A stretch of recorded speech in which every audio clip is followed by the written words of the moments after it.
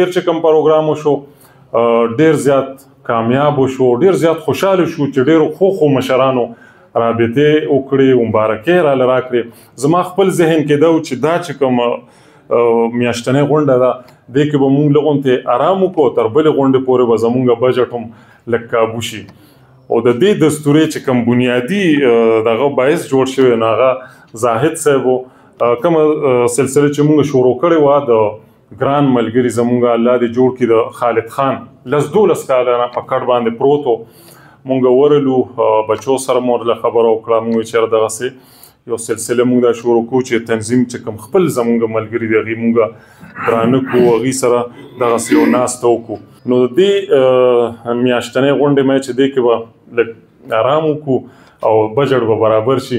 زاهد صاحب وی چې نه همدغه دستوره کې به د سنګر صاحب چې کوم دی نو په حوالې سره به دا دستوره کوو او د هغې دپاره په بیمار وجود باندې تاسو ډېر ښه لیک کړی دی.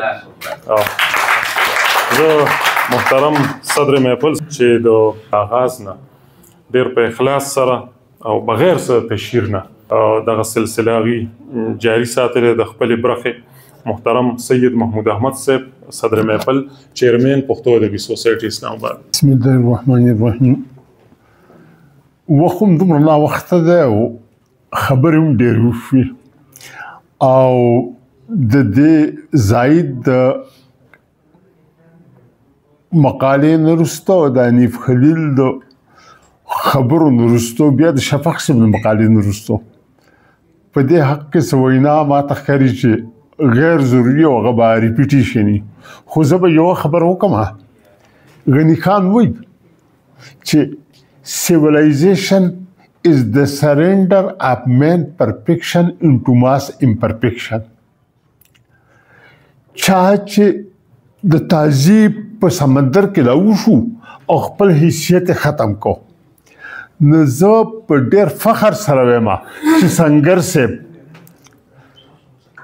خپل ځانګړتیا او خپل پښتونولي دای د تهذیب په سمندر کې لاهو نه کړه او خپل انفرادیت داسې وساته لکه بېتاب صاحب به وي چې د وخت په خم کې ډوب شه خو خپل ځان د قدر نه کو لنډی په اباسین کوم تر درې جدا ښکاري.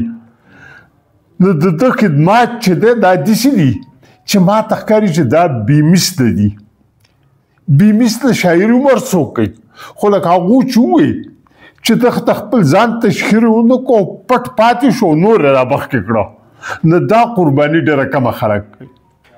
زه ورته بیا مبارکي ورکوم او په دې جذبه چې دغه شان به دی دا کار کوي.